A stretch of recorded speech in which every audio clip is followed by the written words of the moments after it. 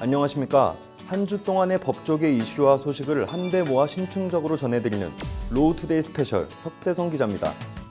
추석 연휴가 끝나고 맞이한 첫 주말 어떻게 보내고 계신가요?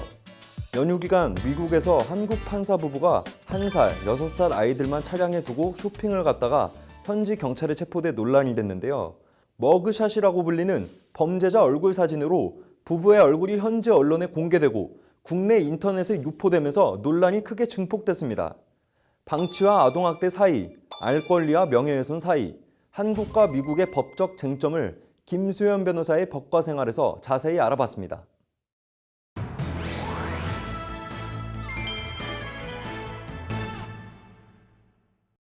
네, 괌에서 김현장 변호사와 현직 수도권 소재 법원 판사 부부가 아이들을 차량에 놓고 쇼핑하러 갔다가 아동 학대죄로 현지 경찰에 체포됐다는 소식, 연휴 동안 뜨거운 논란이 됐었는데요. 김수현 변호사의 법과 생활, 오늘은 이 얘기 좀 해보겠습니다. 변호사님 안녕하세요. 이 부부 체포가 돼서 기소가 됐다고 하는데 결과가 어떻게 나왔나요? 네.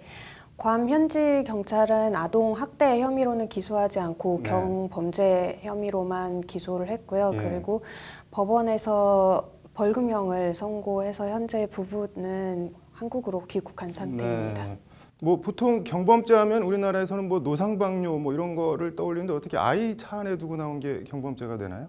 네, 괌에서는 이제 그 캘리포니아 주법이 적용되는데요. 네. 캘리포니아 주법에 따르면 아이의 부모가 아이를 홀로 차량 안에 15분 이상 방치했을 경우에는 경범죄로 처벌을 하게 됩니다. 네.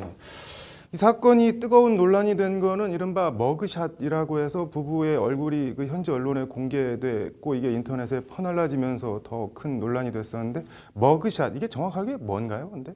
머그샷은 이제 일종의 속어로서 네. 경찰이 범인의 얼굴을 식별하기 위해서 촬영하는 사진이고요. 네. 공식적인 용어는 폴리스 포토그래프라고 합니다. 네. 우리나라도 그러면은 이렇게 체포가 되면은 폴리스 포토그래프, 머그샷 이런 걸 찍나요? 어떠나요?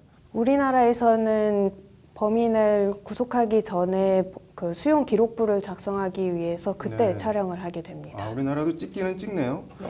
괌이 캘리포니아 법 따른다고 하셨는데 그러니까 이 부부들 확정 판결 받은 뭐 피해자도 아니고 아주 뭐 대단한 범죄도 아닌데 이렇게 얼굴이랑 실명을 공개해도 되는 모양이네요. 캘리포니아 법은.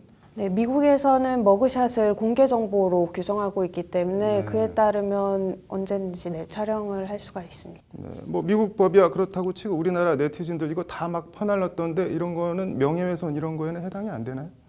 우리나라에서는 사실적시에 의한 명예훼손죄도 처벌하고 있기 때문에 사실 이렇게 인터넷에서 머그샷을 유포하는 행위는 명예훼손죄로 처벌될 위험이 있습니다. 뭐 이들 판사 부부가 맘먹고 뭐 고소나 이런 거 하면은 명예훼손으로 처벌받을 수도 있다는 거네요. 네, 그렇습니다.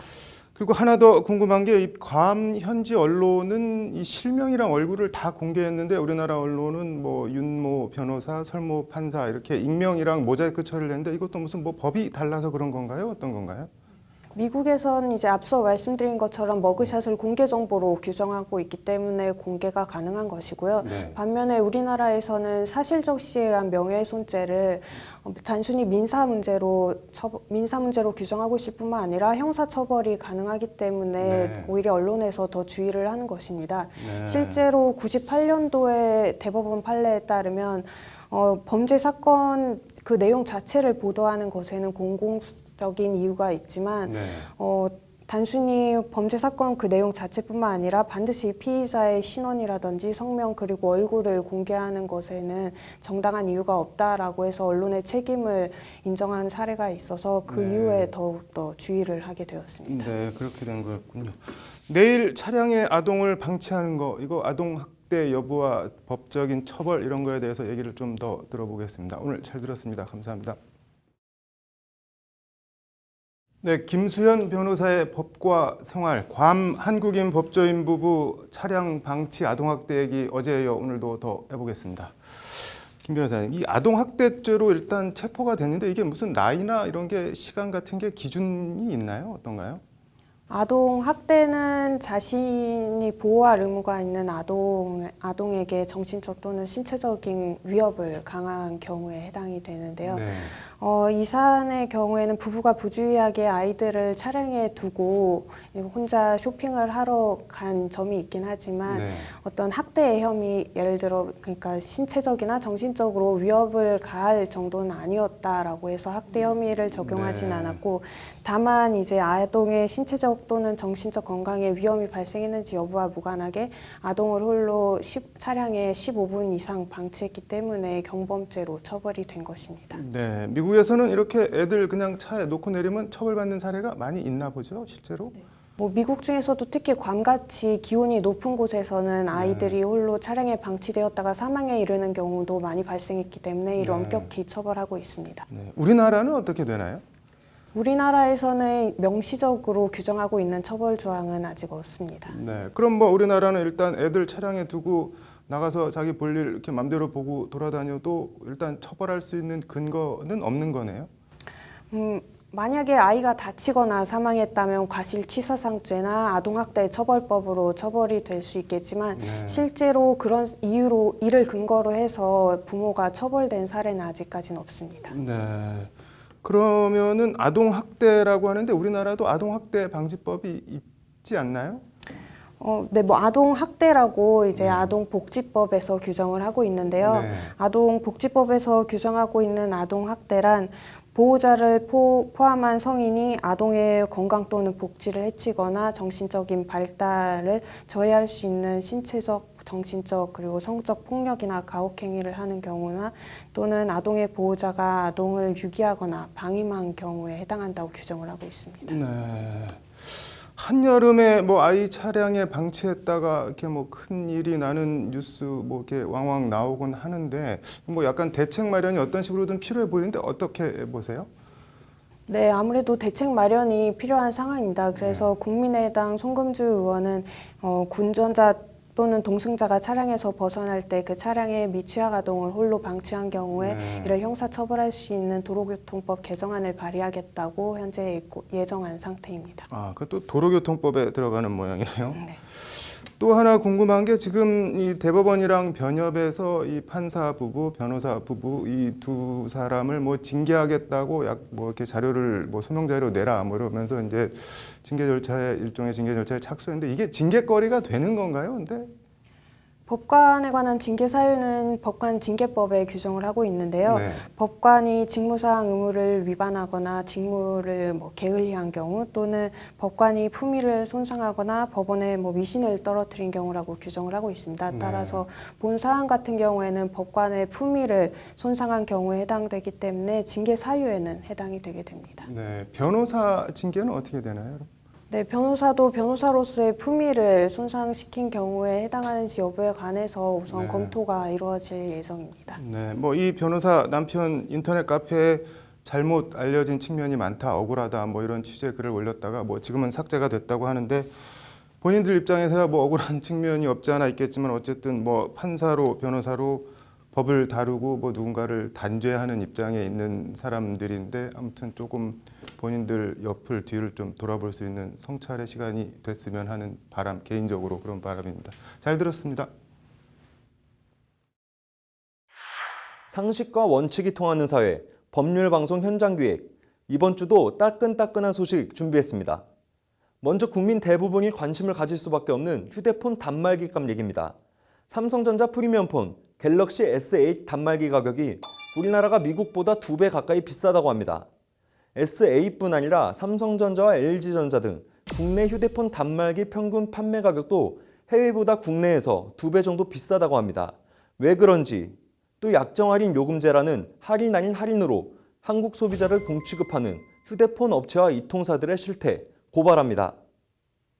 법률방송이 추석 연휴 기간 단독 보도해드렸던 서울대병원의 갑질, 간호사들의 첫 월급을 최저임금의 4분의 1도 안 되는 30만 원 정도밖에 지급해 오지 않았다는 사실. 서울대병원이 이런저런 해명을 내놓았는데 그 해명이 또 다른 논란과 의혹을 낳고 있습니다. 법률방송 현장기획입니다.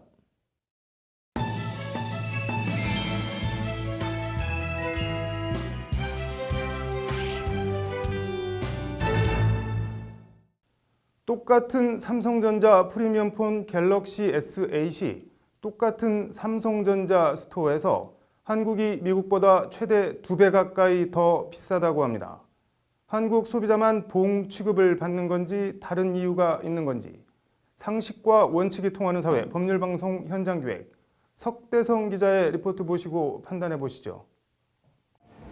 서울 강남역 지하상가입니다. 지난 4월 출시된 삼성전자 프리미엄폰 갤럭시 S8을 17만 원에 판매한다며 고객들을 유혹합니다. 정상 판매가 103만 원짜리 스마트폰을 6분의 1 값에 판매한다는 겁니다. 물론 조건이 있습니다. 매월 얼마 이상의 요금제를 써야 한다는 조건입니다. 요금제마다 달라서요. 저는 5만 원짜리 정도 쓰시면 돼요. 5만 원짜리 요금제를 2년이요. 네. 단말기 값과 요금제 계산을 해봤습니다. 일단 5만 원짜리 요금제를 2년 쓰면 120만 원, 여기에 단말기 값 17만 원을 더하면 137만 원이 총 비용이 됩니다. 정상 단말기 판매가 103만 원을 빼면 2년간 순수 통신비는 34만 원, 월 14,000원도 안 되는 통신비로 최신 스마트폰을 이용할 수 있다는 계산이 나옵니다. 언뜻 소비자에게 큰 혜택을 주는 것처럼 보입니다. 이 때문에 대부분의 소비자가 단말기 값과 통신비가 한데 묶인 이른바 약정 할인 요금제를 이용하고 있습니다. 그러나 약정 할인이 실제 할인이 되려면 단말기 판매가가 103만 원 고정이라는 점이 전제돼야 합니다. 미국 최대 이동통신사 AT&T 홈페이지입니다. 이 회사의 갤럭시 S8 판매가는 세금 포함 우리 돈 85만 원 정도, 국내 갤럭시 S8 판매가 103만 원보다 23만 원이 더 쌉니다. 미국 최대 온라인 판매점 아마존의 경우엔 최근 갤럭시 노트 8이 출시되면서 S8 가격은 65만 원까지 내려갔습니다. 국내 판매가보다 무려 50만 원 가까이 싸게 팔고 있는 겁니다. 그렇지만 국내 이통사들은 노트 8 출시와 상관없이 요지부동, 할인 없이 103만 원 판매가를 고수하고 있습니다. 제조사에서 파는 거니까 걔네가 파니까 걔네가 가격을 정하잖아. 저희도 거기한테 사오는 거예요, 똑같이. AT&T나 아마존은 미국 회사라 그렇다 쳐도 삼성전자 스토어는 어떨까? 삼성전자 스토어 한국 판매가는 갤럭시 S8 가격은 102만 8천 원. 반면 미국은 725달러, 세금 포함 780달러, 우리 돈으로 92만 원 정도에 판매하고 있습니다. 국내 가격보다 10% 정도 싼 값에 팔고 있습니다. 여기에 최대 300달러를 할인받을 수 있는 중고폰 보상 판매 할인을 받을 경우 단말기 값은 세금 포함 53만 원까지 떨어집니다. 한국의 절반값 수준입니다. 그러나 삼성전자 스토어는 정작 한국 소비자들에 대해선 그 어떤 할인이나 보상 프로그램도 없이 원 판매가 그대로 103만 원을 다 받아가고 있습니다. 가격 차이는 사실 국가별로 일정 부분은 차이 나는 부분이 있어요. 한국에서는 저희가 직접 판매를 하지 않고 있어요. 삼성전자 별도 법인을 통해서 그 법인도 이익을 내야 되잖아요. 이익을 내기 위해 국가별로 다른 가격 정책을 운영하고 있다는 해명 아닌 해명입니다. 결국 현 휴대폰 가격 체계는 단말기 구입 따로, 통신비 따로 할 생각 말고 약정 할인제를 이용하라는 사실상의 강요인 겁니다. 복잡한 요금제 뒤에 숨어 삼성은 삼성대로, 이통사는 이통사대로 제 입속을 차리고 있다는 지적이 끊이지 않는 이유입니다. 여러 가지가 있는데 사실상 강요도 강요고요. 소비자의 선택권이 좀 제대로 보장되지 못하는 환경이 조성이 되는 거죠. 단말기 값과 통신비가 묶인 이른바 약정 할인 요금이 어떻게 산정되는지 삼성과 이통사 모두 영업비밀이라며 공개하지 않고 있습니다. 며느리도 모르는 약정 할인 요금제라는 이름으로 오늘도 한국 소비자들만 봉취급을 받고 있습니다. 법률방송 석대성입니다. 어제 삼성전자 프리미엄폰 갤럭시 S8의 값이 한국이 미국보다 최대 2배 가까이 비싸다는 보도 전해드렸는데요. 변재일 더불어민주당 의원실에서 오늘 관련 보고서를 공개했는데 S8뿐만 아니라 국내 휴대폰 평균 판매 가격이 해외보다 2배 이상 더 비싼 것으로 나타났습니다. 한국만 유독 휴대폰 가격이 비싼 이유와 배경을 석대성 기자가 전해드립니다. 세계적인 시장조사 분석회사 가트너의 9월 보고서입니다. 보고서에 따르면 2015년부터 올해 2분기까지 국내 휴대폰 단말기 평균 판매 가격은 514달러, 해외 단말기 평균가 197달러보다 무려 2.6배나 비쌉니다. 휴대폰 제조사별로 비교해봐도 마찬가지입니다. 삼성전자 휴대폰 해외 평균 판매 가격은 223달러, 반면 국내 평균가는 508달러로 해외보다 2.3배 높습니다. LG전자 역시 해외 판매 가격은 평균 176달러였지만 국내 평균가는 361달러로 역시 2배 이상 더 비쌌습니다. 반대로 애플의 경우엔 평균 45달러 정도 더 비싼 것으로 나타나 가격 차이가 상대적으로 훨씬 적었습니다. 국내 휴대폰 제조사들의 이런 국내와 해외 가격 차이는 우선 해외 시장엔 중저가 폰과 고가 프리미엄 폰을 골고루 파는 반면 국내 시장엔 프리미엄 폰 위주로 판매하는 정책에서 기인합니다. 보고서에 따르면 해외 시장의 경우 프리미엄 폰 비율이 3분의 1 정도인 반면 한국 시장에선 프리미엄 폰 비율이 90%에 육박하는 것으로 나타났습니다. 여기에 같은 프리미엄 폰이라도 미국 등은 중고폰 보상제 등 다양한 할인 프로그램이 있는 반면 우리나라는 휴대폰 제조사와 이통사 모두 출고가 기준 판매가 정책을 고수하고 있는 것도 휴대폰 가격 차이를 부채질하고 있습니다. 이 프리미엄 단말기를 구매하는 방법으로 요금제와 결합해가지고 고가 요금제일수록 또 지원금이 커지고 선택 약정 할인 금액이 커지고 이러다 보니까 마치 고가 요금제를 사용하는 것이 현명한 소비를 하는 것처럼 좀. 이 때문에 가계통신비에서 휴대폰 할부금이 차지하는 비중이 실제 통신 서비스 요금보다 훨씬 크다는 것이 자료를 공개한 변재일 의원실 설명입니다. 한마디로 휴대폰 제조사와 이통사들이 한 통속으로 소비자에게 선택의 여지가 별로 없이 별 필요도 없는 고사양 프리미엄 폰을 사실상 강매하고 있다는 겁니다. 변재일 의원은 가계통신비 인하는 통신 서비스 요금 인하만으로는 한계가 있다며 정부와 정치권이 적극 나서 소비자의 단말기 선택권을 확대해야 한다고 강조했습니다. 법률방송 석대성입니다. 서울대병원이 최소 6년 넘게 간호사들의 첫 월급을 최저임금의 4분의 1 정도에 불과한 30만 원대의 금액만 지급해왔다는 사실, 지난 5일 저희 법률방송이 단독 보도해드린 바 있는데요. 서울대병원 측은 입사 후 5주 동안을 간호사들의 참관 교육 기간이라며 월급이 아닌 교육 수당 개념으로 지급한 거라고 해명했는데 이 해명이 또 다른 논란을 낳고 있습니다. 어떤 내용인지 정순영 기자가 전해드립니다. 올해 서울대병원의 간호사 첫 월급은 36만 원입니다. 하루 8시간 주 5일 근무를 기준으로 2017년 한 달 최저임금은 135만 원 정도. 최저임금의 4분의 1 정도밖에 안 되는 금액을 월급이라고 지급한 겁니다. 서울대병원 측은 법률방송의 취재에 입사 후 첫 5주는 오리엔테이션 기간으로 봤다고 해명했습니다. 직무를 수행하는 정식 직원이 아닌 교육 견습생으로 보고 일종의 교육수당을 지급했다는 겁니다. 이에 대해 처음 문제를 제기한 최원영 간호사는 병원 측이 눈 가리고 아웅하고 있다고 강하게 반발했습니다. 투입 직후부터 환자들의 혈압을 재고 주사까지 놓는 등 사실상 간호사 업무를 수행했다는 주장입니다. 조금 어떻게든 그거를 좀 희석 물타기 하려고 그런 것 같은데 참관만 하지 않아요. 저 때는 절대 아니었고 그래서 혹시라도 지금은 뭐 다른가 싶어서 물어봤는데 저희 신규 간호사들 한 절대 아니고요 이러면서 뭐도 했고 뭐. 그러나 병원 측은 실습도 교육의 일부라는 입장입니다. 교육 중인 간호사가 이제 선배가 시켜서 한번 너도 해봐라. 그래서 해보는 거예요. 네. 그러니까 그거를 실제 근무에 투입다고 한다 그러면은 뭐 더 얘기하기가 힘든데. 병원 측이 뒤늦게 근로기준법 위반 사실을 인정하고 오는 17일 임금 채권 시효가 살아있는 입사 3년 미만 간호사들에 대해서 최저임금을 소급 지급하기로 한 것도 논란입니다. 똑같은 일을 겪었는데 아무런 설명이나 기준 없이 입사 3년 넘은 간호사는 소급 지급 대상에서 제외했기 때문입니다. 결국 서울대병원 측이 10월 국정감사를 앞두고 일단 소나기만 피하고 보자는 식의 임시 처방과 변명에만 급급하고 있다는 것이 간호사 노조의 시각입니다. 간호사 노조는 내일 대책회의를 갖고 대응책을 논의할 계획입니다.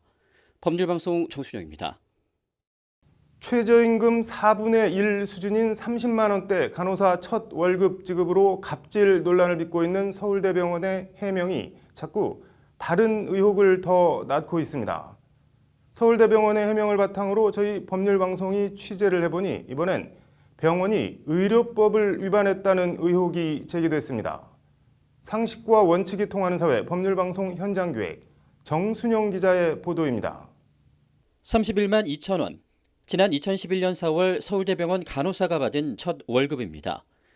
6년이 지난 지금도 상황은 별반 달라지지 않아서 올해 서울대병원 간호사 첫 월급은 36만 원입니다. 법적 최저임금의 4분의 1 정도밖에 안 되는 근로기준법 위반입니다. 법률방송 보도에 대한 서울대병원 해명의 골자는 첫 5주는 참관교육 기간이라는 겁니다. 간호사로 정식 발령도 받지 않았고 이 기간 간호사 업무를 수행하지도 않아서 임금이 아닌 교육수당 개념으로 30만 원대 월급을 줬다는 해명입니다. 선배 간호사들이 하는 걸 보고 배우는 참관교육이고요. 네. 그중에 극히 일부 예를 들어 혈압을 잰다 그러면 이에 대해 간호사들은 환자 의무기록 작성은 물론 혈관 주사 등 기본적인 간호사 업무를 수행했다고 즉각 반발했습니다. 줘야 되는 게 아니라 그냥 이 사람 혈관 그거 IV 잡아야 된다고 연락 오면 해주고 샘플 한다고 하는데 피 검사 같은 거 할 때 피 뽑는 거 해주고 첫 달부터 침습적인 행위를 다 했다고. 이에 대해 서울대병원은 일부 의료 행위를 하긴 했지만 교육 차원이지 업무를 수행한 건 아니라는 입장을 굽히지 않고 있습니다. 참 이래요. 이제 발령을 앞둔 교육생도 곧 이제 그걸 할 거니까 실습을 시켜야 되잖아요. 네. 그러면 교육은 그냥 100% 그분들은 눈으로 보는 것만 원하신다 그러면 모르겠는데요. 네. 그렇진 않아요. 또 다른 문제는 새로 입사한 간호사들을 정식 발령을 내지 않아 아이디가 없어서 다른 간호사 아이디로 의무기록 작성 등 의료 행위를 했다는 겁니다. 서울대병원 측은 이것도 문제될 게 없다는 입장입니다. 본인 아이디가 당연히 없죠. 발령도 안 받은 간호사한테 어떻게 아이디를 주나요? 그러니까 선배 간호사 아이디 이걸 주고 너도 해봐라 이렇게 가리키는 거예요. 그러나 이는 일종의 무면허 의료 행위로 의료법 위반 소지가 다분하다는 것이 법조계의 지적입니다. 간호사들이 다른 이름으로 못하게 하거나 이렇게 하는 이유는 환자가 어떤 간호사나 어떤 의료인에게 진료를 받았는지 알도록 하기 위함이거든요. 이거는 책임 소재도 생길 것 같아요. 간호사들은 본인들이 당사자라서 대놓고 문제를 제기할 수도 없고 벙어리 냉가슴만 앓을 수밖에 없는 처지입니다. 사실 그 사람 아이디로 썼으니까 이건 거의 수백 명의 간호사들이 증언할 수 있기 때문에 혹시 그거를 걸면은 의료법 위반이 그 개개인의 간호사들이 처벌을 받나요? 첫 한 달은 발령도 안 내고 법적 최저임금의 3분의 1 수준의 돈을 지급하며 다른 간호사 아이디로 근무하게 해온 서울대병원. 그러면서도 법적으로 문제될 일은 없다며 법대로 할 거면 해보라는 식의 서울대병원. 국내 최고라는 서울대병원이 병원에서 가장 약자인 간호사들을 상대로 갑질을 하고 있다는 비판이 나오고 있는 이유입니다. 법률방송 정순영입니다. 박근혜 정부 청와대가 세월호 보고서와 대통령 훈령을 조작했다는 의혹.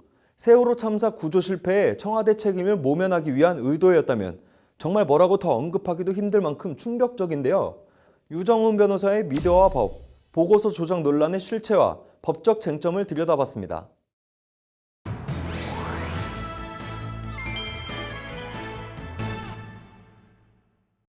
세월호 참사 당시 박근혜 대통령에 대한 첫 보고 시간을 사후에 청와대가 30분 뒤로 조작한 것으로 드러났습니다.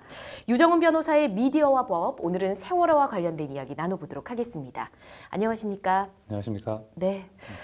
먼저 보고 시간을 30분 더 늦게 조작했다고 하는데 무엇을 조작했다는 것인가요?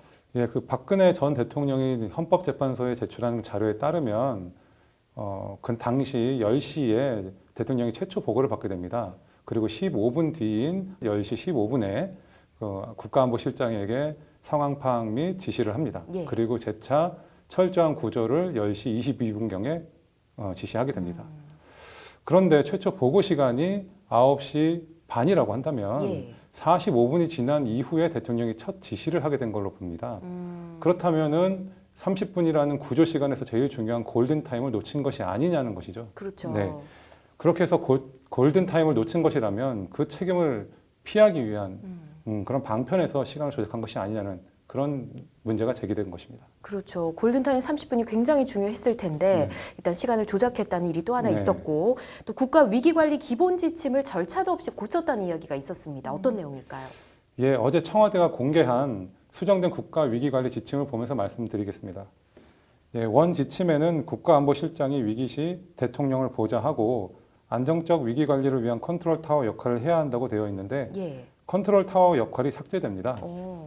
또한 국가안보실장은 안보, 재난, 분야별로 위기징후 목록 및 상황 정보를 종합 관리하게 되어 있는데 이 역시 국가안보실장은 안보 분야, 그리고 안전행정부 장관은 재난 분야를 각각 관리하는 것으로 수정됩니다. 그렇군요. 컨트롤 타워 역할 삭제 굉장히 중요한 부분이 삭제가 된 것 같은데 네.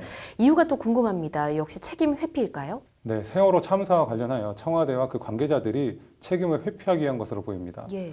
왜냐하면 청와대와 그 관계자들은 그 국가재난 컨트롤 타워가 아니다라고 주장을 하면서 그 주장에 끼워 맞추기 위해서 그 지침도 수정을 한 것이죠. 네. 그렇군요.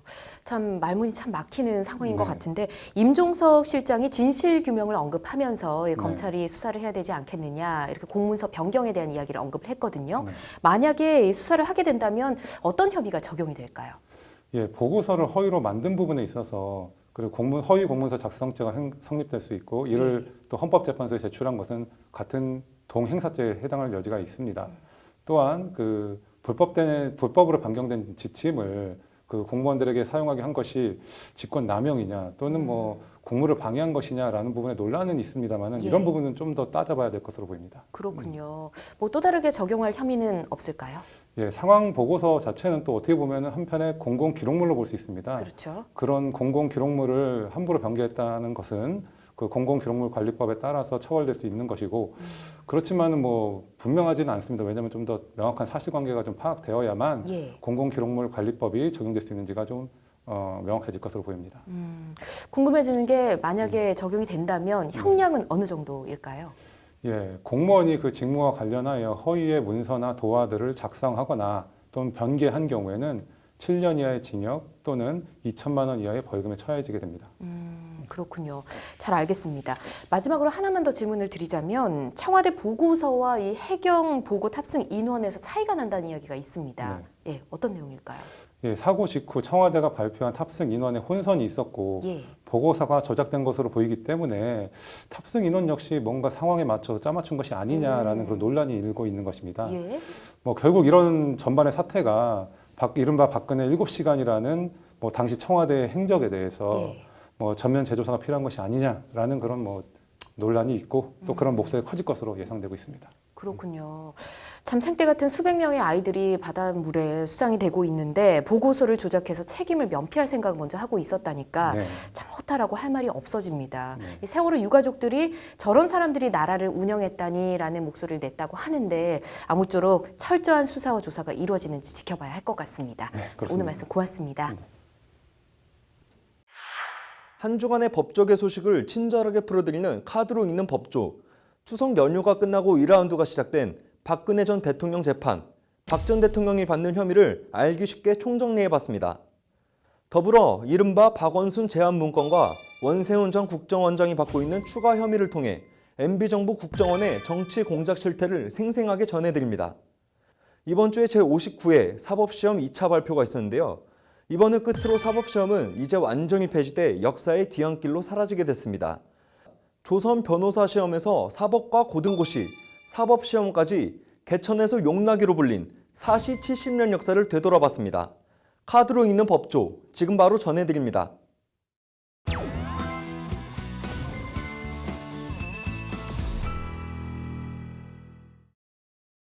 네, 관련 뉴스 하나 더 전해드리겠습니다. 박근혜 전 대통령에게 적용된 혐의는 직권남용과 강요, 공무상 비밀 누설, 제3자 뇌물 수수, 제3자 뇌물 요구, 그리고 삼성 뇌물 수수 이 5개로 압축됩니다. 지난 3월 31일 박 전 대통령 구속, 4월 17일 검찰 기소, 5월 23일 첫 재판 시작 이후 77차례의 공판, 숨가쁘게 달려온 박근혜 전 대통령 1심 공판의 주요 법적 쟁점과 법적 증언들을 김효정 기자가 카드로 읽는 법조로 정리해드립니다. 박 전 대통령은 대통령 연설문 작성 등에 최순실 씨에게 의견을 묻고 자문을 구하는 정도였다는 입장입니다. 그게 바로 공무상 비밀 누설이라는 게 검찰 시각입니다. 여기에 신혜원 씨가 이른바 최순실 태블릿 PC는 자신이 쓰던 것이라고 주장하면서 실사용자 논란까지 보태졌습니다. 대통령이 직접 SK나 롯데에 미르 K스포츠재단에 대한 출연을 요구한 바 없다는 것이 박 전 대통령 측의 한결같은 입장입니다. 반면 정작 돈을 낸 SK는 청와대 요청 사안으로 알았다는 입장입니다. 박 전 대통령은 시종일관 블랙리스트 작성과 실행에 관여한 바도 지시한 바도 없고 블랙리스트의 존재도 몰랐다는 입장입니다. 반면 김종덕 전 문체부 장관은 법정에서 대통령이 블랙리스트 실행을 지시했다는 취지로 진술합니다. 김기춘 전 실장과 김종덕 전 장관 등은 블랙리스트 관련 1심에서 모두 유죄를 선고받았습니다. 최순실 씨의 비우호적인 문체부 공무원들을 콕 집어 직권을 남용해 부당 인사를 강요했다는 혐의에 대해 박 전 대통령 측은 증거가 없다는 입장입니다. 이에 대해 유진룡 전 문체부 장관은 박 전 대통령이 수첩을 보면서 노태강, 진재수가 나쁜 사람이라더라고 말했다고 증언합니다. 1심 재판부는 김종덕 전 장관 등에 대해 직권남용 유죄를 선고하면서 노태강 전 국장 등에 대한 사직 강요는 대통령의 위법한 지시라고 판시했습니다. 정유라 씨를 고리로 최순실 씨, 삼성과 이어지는 뇌물 수수 혐의에 대해 박 전 대통령은 엮어도 너무 엮은 것이라는 입장입니다. 이에 대해 이재용 삼성전자 부회장 1심 재판부는 박 전 대통령의 적극적 지원 요구에 대한 수동적 뇌물 공여라며 이 부회장에 대해 뇌물 유죄를 선고했습니다. 5월 23일 첫 재판이 시작된 이래 그동안 77차례 공판이 열렸고 재판에 출석한 증인만 80명에 육박합니다. 뇌물과 직권남용 등 박 전 대통령의 혐의와 연관된 다른 피고인들은 1심에서 대부분 유죄를 선고받았습니다. 선고를 향해 치닫는 박 전 대통령 1심 재판. 박 전 대통령의 막판 뒤집기냐, 검찰의 굳히기냐. 내일 78회 공판을 시작으로 박 전 대통령과 검찰의 막바지 법정 사투가 다시 시작됩니다. 법률방송 카드로 읽는 법조 김효정입니다. 네, 관련 뉴스 하나 더 전해드리겠습니다. MB정부 국정원의 정치 공작에 대한 박원순 서울시장의 고소 고발 대상.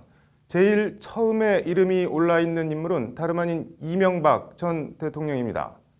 검찰 수사, 원세훈 전 국정원장만 넘어서면 그 다음은 바로 이명박 전 대통령인데 과연 전직 대통령에 대한 검찰 수사가 이루어질 것인지 카드로 읽는 법조 이철규 기자가 이른바 박원순 제안 문건을 통해 박원순 서울시장에 대한 국정원 정치 공작의 전모를 되짚어봤습니다. 지난 2011년 11월 작성된 서울시장의 좌편향 시정운영 실태 및 대응 방향이라는 제목의 국정원 문건입니다. 박원순 서울시장의 무상급식과 반값 등록금 정책을 세금 급식 등으로 네이밍하며 좌편향, 독선적 시정운영이라고 규정하고 있습니다. 문건은 그러면서 박 시장이 민심을 오도하고 국정안정을 저해하고 있다고 비난하고 있습니다. 결론은 야권 세력 확산에 기반을 제공하고 있어 면밀한 제어 방안을 강구하는 것이 기묘하다는 것입니다. 문서에 나온 대응 방향입니다. 명백한 불법, 편법 행태에 대해서는 즉각 대응하되 여타, 편파적, 독선적 시정 운영은 박 시장에 대한 불만 여론이 어느 정도 형성될 때까지 자료를 축적, 적기에 터뜨려 제압하는 등 단계적, 전략적 대응 방안이 필요하다고 적시하고 있습니다. 구체적인 실행 방안은 아주 직접적이고 노골적입니다. 우선 국가기관 동원입니다. 감사원, 행안부 감사를 통해 각종 부조리와 비리, 적출 및 시정 촉구가 그것입니다. 이른바 여론 지도층도 동원 대상입니다. 저명 교수와 논객들을 동원해 언론 사설과 칼럼을 통해 시정 전반에 걸친 문제점을 기획 시리즈로 쟁점화, 일반 시민들의 박 시장에 대한 정확한 허상을 전달하라는 지침을 내리고 있습니다. 빠지면 섭섭한 낯익은 이름들도 어김없이 보입니다. 자유청년, 어버이연합 등 보수단체를 동원해 박 시장의 좌파 시정을 규탄하는 집회와 항의 방문, 성명전 등을 적극 독려하라고 하고 있습니다. 추선희 어버이연합 사무총장이 오늘 검찰에 불려나온 이유입니다. 독립적이고 엄정해야 할 검찰도 박 시장 잡기에 동원됐습니다. 검경은 재보선 과정에서 고소고발된 불법 사안에 대한 철저한 수사, 처벌과 함께 시정 운영상 불법 행위에 대한 사정 활동을 강화하라고 돼 있습니다. 이와 함께 선거운동 과정에서 불거진 병역 면탈 의혹과 박 시장 딸의 서울대 법과 전과 등 자질, 도덕성 문제를 끝까지 추적, 실체를 규명하라고 지시하고 있습니다. 감사원과 검찰 같은 국가중추 사정기관, 공무원을 지휘 감독하고 일선에서 행정을 뒷받침하는 행안부 같은 국가기관에서 어버이연합 같은 보수 시민단체, 교수와 언론인 같은 이른바 사회 여론 지도층까지 박원순 시장 제압에 모두 동원하라는 것이 국정원 박원순 제압 문건의 실체입니다.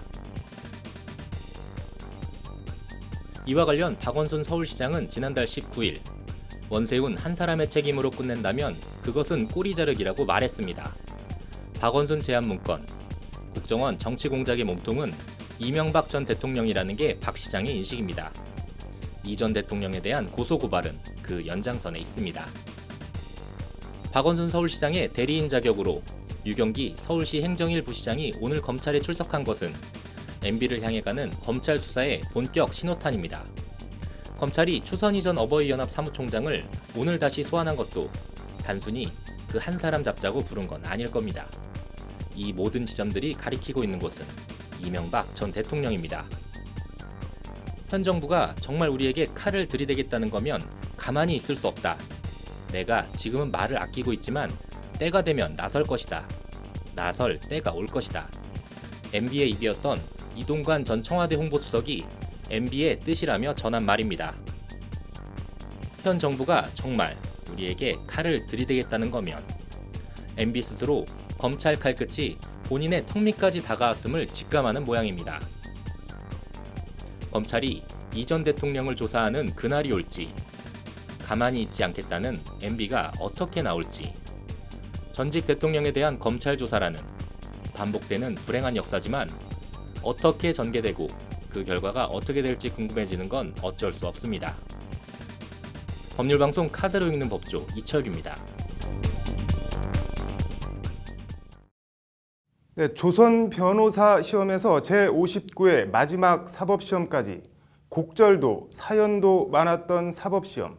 눈에 띄는 건 새로운 정권이 들어설 때마다 사시제도를 대폭 손봤다는 것인데요. 이제는 역사의 뒤안길로 사라질 운명을 맞은 사법시험 70년의 발자취를 김효정 기자가 카드로 읽는 법조로 전해드립니다. 1947년 해방된 나라에서 처음 치러진 조선 변호사 시험. 우리나라 법조인 배출 시험의 시작입니다. 이승만 정부 수립 이듬해인 1949년 고등고시령이 제정되고 1950년 제1회 고등고시 사법과 시험이 치러집니다. 대한민국 정부 수립 후 첫 법관 임용시험. 지원자 600여 명 중 16명이 최종 합격의 영광을 누립니다. 6.25 전란의 와중인 1952년 치러진 제2회 고등고시 사법과 우리나라 최초의 여성 법조인 이태영 변호사를 탄생시킵니다. 이태영 변호사는 우리나라 여성인권 운동의 산파이자 데모가 됩니다. 1950년부터 1963년까지 16회에 걸쳐 실시된 고등고시 사법과를 통해 배출된 합격자는 모두 667명, 평균 합격률은 1.72%. 고시는 말 그대로 개천에서 용락이었습니다. 쿠데타로 집권한 박정희 정권은 1963년 사법시험령을 제정 공포하고 같은 해 7월 제1회 사법시험이 치러집니다. 제1회 사법시험 합격자 수는 41명. 당시 사시는 합격 정원제가 아닌 절대 점수제. 각 과목 평균 60점 이상, 과락이 없어야 합격합니다. 1967년 합격자는 단 5명. 사시 사상 가장 적은 합격자 수라는 기록을 남깁니다. 1970년 법조 인력 확대를 위해 정부는 사법시험령을 개정해 합격 정원제를 도입하고 매년 합격 인원은 80명 선을 유지합니다. 1980년 역시 쿠데타로 집권한 전두환 정권도 사법시험령을 개정해 합격자 정원을 300명 선까지 대폭 확대합니다. 사법시험은 청운의 꿈과 야망을 품은 패기만만한 젊은 청춘들의 미래를 위한 도전 그 자체가 되고 합격자 발표가 나면 동네 어귀엔 경축 누구누구 아들 사법시험 합격이라는 플랜카드가 어김없이 날립니다. 신림동 고시촌이 본격 형성되기 시작한 것도 이 시기입니다. 1995년 김영삼 정부도 합격자 수 확대를 골자로 하는 사법개혁안을 발표하고 2001년 사시 합격자 1000명 시대가 열립니다. 2009년 전국 25개 법학전문대학원 개원, 이른바 로스쿨 시대가 열립니다. 같은 해 사법시험의 단계적 인원 감축 및 2017년 완전 폐지를 골자로 변호사 시험법이 제정됩니다. 시대가 바뀐 겁니다. 이후 1000명 가까웠던 사시 합격자 수는 매년 큰 폭으로 줄기 시작해 작년엔 109명, 그리고 올해 55명을 마지막으로 이제 더 이상 사시 합격자는 존재하지 않게 됐습니다. 1963년 제1회 사법시험부터 마지막 제59회까지 총 응시자 70만 8천여 명, 그중 법조인의 꿈을 이룬 이들은 2만 700명 정도입니다. 잉어가 이 관문만 거슬러 통과하면 용이 된다 하여 붙여진 이름 등용문. 해방 이후 지금까지 개천에서 용난다는 말로 상징되는 계층 이동과 신분 상승의 사다리 역할을 해왔던 사법시험. 조선 변호사 시험부터 제59회 사법시험까지 사시 70년. 사법시험은 이제 숱한 사연과 영욕을 뒤로하고 역사의 뒤안길로 사라져갈 운명을 맞았습니다. 사법시험이 사라진 시대. 우리 사회는 이제 사시가 상징했던 노력하면 된다는, 누구에게나 공정하게 열려있는 계층 이동의 새로운 사다리 마련이라는 숙제를 동시에 떠안게 됐습니다. 법률방송 카드로 읽는 법조 김효정입니다. 네, 정말 어디가 끝인지 모르게 계속해서 쏟아져 나오는 MB정부 국정원의 정치 공작이라고 부르기도 치졸한 행태. MB정부 4년간 국정원 수장이었던 원세훈 전 원장의 혐의로 MB정부 국정원의 실태를 들여다봤습니다. 카드로 읽는 법조 정순영 기자입니다. 원세훈 전 국정원장은 국정원 댓글 조작 관련 정치권의 금지, 국정원법 위반 등 혐의로 파기환송심에서 이미 징역 4년을 선고받았습니다. 그러나 이건 세 발의 피에 불과했습니다. 원 전 원장의 추가 범죄 혐의 첫 번째는 특정 범죄 가중처벌법상 국고 손실 혐의입니다. 다른 공작도 아닌 댓글 조작에 혈세 70억 원을 쏟아부은 혐의입니다. 추가 범죄 혐의 두 번째는 이른바 박원순 제안문건입니다. 박 시장을 종북 좌파로 물기 위해 어버이 연합 같은 단체들을 지켜 관제 데모, 교수들과 보수 논객을 동원한 여론몰이, 감사원과 검찰, 경찰, 행안부 같은 국가기관까지 동원한 것으로 드러났습니다. 추가 혐의 세 번째는 방송계 블랙리스트입니다. 정권 비판적인 기자, PD들을 속아내 친정부 방송을 만들기 위해 정말 온갖 공작을 한 것으로 드러났습니다. 원 전 원장의 범죄 혐의 네 번째, 혹시나 했는데 역시나였습니다. 박근혜 정권에 앞서 이명박 정부 국정원도 MB표 문화예술계 블랙리스트를 만들고 실행한 것으로 드러났습니다. 문성근, 김혜진 씨의 경우엔 가짜 나체 사진까지 합성한 것으로 드러났습니다. 대한민국 정보기관을 삼류 흥신소로 전락시킨 현실. 문성근 씨는 트위터에 경악, 이 미친이라는 글을 남겼습니다. 원 전 원장 추가 혐의 다섯 번째는 정치인, 학자 등에 대한 무차별 여론 공격입니다. 손학규, 정동영 같은 야당 인사는 물론 조국, 이상돈 등 MB의 밑부인 교수, 심지어 홍준표, 원희룡, 정두원 등 당시 여당 인사들까지 적군과 아군, 피하의 구분도 없었습니다. 원 전 원장 추가 혐의 여섯 번째는 군 사이버사령부의 댓글 조작, 정치 개입에 국정원 자금을 지원한 부분입니다. 나라 지키라고 월급 주고 세금 줬더니 당시 사이버사령부는 이승엽이나 이효리 같은 연예인들 SNS까지 주시한 것으로 드러났습니다. 그 밖에 MB 국정원은 직접 인터넷 매체까지 만들어 운영하는 등 국가정보기관이 아니라 말 그대로 여론조작 사령탑 구실을 했습니다. 먹고 살기도 힘든데 적폐청산이라니 성공하지 못할 거다. 가만히 있지 않을 거다. 심기불편한 이명박 전 대통령이 SNS에 남긴 말입니다. 개가 짖어도 기차는 달릴 수밖에 없다. MB를 1992년 14대 총선에서 민자당 전국구 의원으로 정치권으로 이끈 MB의 정치적 스승 김영삼 전 대통령이 남긴 말입니다. 검찰 칼끝이 MB의 남자 원세훈 전 원장을 넘어 MB에게로 가고 있습니다. 법률방송 정순영입니다. 한 주간의 주요 법원 선고 내용을 전달해드리는 오늘의 판결입니다.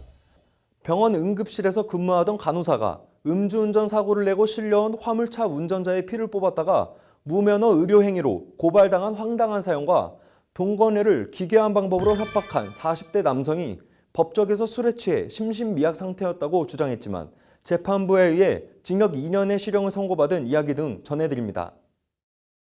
오늘의 판결입니다. 병원 응급실에 근무하던 간호사가 음주운전 사고를 내고 실려온 화물차 운전자의 피를 뽑았다가 1년 넘게 송사에 휘말렸습니다. 이 간호사의 체열 측정 결과가 법원에서 음주운전 유죄 증거로 받아들여지자 화물차 운전자가 무면허 의료 행위를 했다고 관할시청에 민원을 제기하면서 벌어진 일입니다. 이 간호사가 의사의 지시나 감독 없이 자신의 피를 뽑았고 이는 무면허 의료 행위라는 게 화물차 운전자의 주장이고 시는 이를 받아들여 간호사를 형사 고발했고 검찰은 간호사를 기소유예 처분했습니다. 기소유예는 범죄 혐의는 인정되나 재판에는 넘기지 않겠다는 일종의 선처성 처분입니다. 간호사는 내가 무슨 범죄 혐의가 인정되냐고 반발하며 지난 5월 헌법재판소에 헌법소원을 냈습니다. 헌재는 이 간호사의 손을 들어줘 기소유예 처분을 취소하라는 결정을 내렸다고 오늘 밝혔습니다. 당연한 결정처럼 보이는 내용을 오늘의 판결로 전해드리는 이유는 하나입니다. 홧김에 이 간호사에 대해 시청에 민원을 제기한 음주 화물차 운전자는 그렇다 치고 이 간호사가 무면허 의료 행위를 했다며 형사 고발한 관할 시청과 마치 선심이라도 쓰듯 범죄 혐의는 인정되지만 기소는 안 해줄게 하며 기소유예 처분을 내린 검찰. 시청도 검찰도 복지부동인지 과잉 업무인지 뭔지 살면서 이런 황당하고 억울한 경우를 당하면 어떻게 대처해야 하는 건지 참 씁쓸합니다. 오늘의 판결이었습니다. 오늘의 판결. 이런 범죄 혐의가 있는 줄은 이번에 처음 알았는데 가스 방출 혐의라는 게 있다고 합니다. 제주도에서 벌어진 일입니다. 40대 초반 남성이 지난 3월 제주시 애월읍에 있는 한 살 어린 동거녀가 운영하는 식당에 찾아가 행패를 부렸다고 하는데요. 술에 취한 이 남성은 흉기를 방문에 던지는가 하면 동거녀의 손과 발을 묶어 움직이지 못하게 하고 협박하는 등의 행패를 부렸다고 합니다. 도구를 이용한 협박, 특수 협박 혐의인데요. 그 며칠 전에도 술에 취해 동거녀 식당을 찾아간 이 남성은 죽여버리겠다가 아니라 죽어버리겠다며 식당 주방 가스 밸브를 열고 가스 점화기를 들고 불을 지를 것처럼 협박을 했다고 합니다. 특수협박과 가스 방출 등의 혐의로 재판에 넘겨진 이 남성은 재판 내내 이른바 심신미약 상태였다고 주장했습니다. 즉 술에 취해 제정신이 아닌 상태에서 한 행동이니 감안해달라는 그런 취지입니다. 실제 우리 법원은 아이러니하게도 술에 취해 성범죄 등을 저지른 경우 가중처벌하는 게 아니라 심신미약, 그러니까 제대로 판단을 할 수 없는 상태였다며 감형 사유로 삼는 경우가 종종 있는데요. 제주지법은 이 남성의 심신미약 주장을 받아들이지 않았습니다. 각 범행 내용과 이 남성의 전후 행동 등에 비추어 볼 때 사물을 변별할 능력이 미약한 지경으로 보이지 않는다는 게 재판부 판단입니다. 네, 술에 취해서가 면죄부가 되지 않는다는 판결, 이 남성의 선고된 형량은 징역 2년 실형입니다. 동거녀의 방문에 칼을 던지고 묶어놓고 협박하고 가스 틀어놓고 불 지를 것처럼 협박하고 징역 2년, 적당한 형벌인가요? 아니면 과한가요? 적은가요? 어떻게 생각하시는지 궁금합니다. 오늘의 판결이었습니다. 오늘의 판결. 오늘은 두 건의 살인 사건에 대한 판결입니다. 강원도 춘천과 전북 부안에서 있었던 사건인데요. 먼저 춘천 사건부터 전해드리겠습니다. 춘천의 한 단독주택 2층에 사는 사람들이 몇 개월 전 숨진 가족을 위한 천도제를 열었다고 합니다. 천도제니만큼 상당한 소음이 발생했을 겁니다. 그런데 1층에 살던 50살 이모 씨가 이 천도제 소음을 견디지 못하고 술에 취한 상태에서 위층을 찾아가 흉기를 휘둘러 60살 김모 씨가 숨지고 90살 된 김 씨의 아버지도 크게 다쳤다고 합니다. 춘천지법은 오늘 이 씨에 대해 징역 20년을 선고했습니다. 피고인이 반성하고 있지만 피해자와 유족에 대한 피해 보상이 이루어지지 않았고 용서도 받지 못한 만큼 엄중한 처벌이 불가피하다는 게 법원 판단입니다. 다음은 부안 사건입니다. 38살 남성이 73살 아버지를 살해한 사건입니다. 이것도 술이 사단이 됐습니다. 숨진 아버지는 평소 아들에게 게임하지 마라, 노름하지 마라, 아들 입장에서는 잔소리를 자주 했다고 합니다. 38살 장성한 아들에게 70대 아버지가 게임하지 마라 잔소리를 할 정도였으면 이 아들이 어떻게 살고 있었을지는 미뤄 짐작이 갑니다.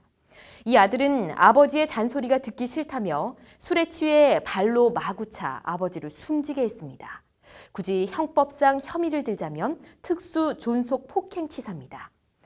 광주고법 전주재판부는 오늘 이 38살 남성에 대해 징역 4년을 선고했습니다. 소중한 생명을 빼앗아 돌이킬 수 없는 결과를 발생시킨 점을 고려하면 형이 너무 무겁거나 가볍지 않다는 것이 재판부 판단입니다. 양형 사유라고 하죠. 재판부가 형량을 선고하면서 이러한 이유로 이 정도의 형을 선고한다고 밝히는 걸 말하는데요. 어떤 법리를 어떻게 적용했는지는 모르겠지만 천도제 소음 때문에 층간소음 문제로 술에 취해 이웃 주민을 살해한 사람에겐 징역 20년, 게임하지 말라는 등 잔소리를 했다고 술 마시고 아버지를 폭행해 숨지게 한 아들에겐 징역 4년. 이유가 있겠지만 선뜻 이해가 가지는 않습니다. 오늘의 판결이었습니다. 상식과 원칙이 통하는 사회 법률 방송 로우투데이 스페셜. 이번 주는 여기까지입니다. 다음 주도 알찬 소식과 정보로 찾아뵙겠습니다. 시청해주신 여러분 고맙습니다.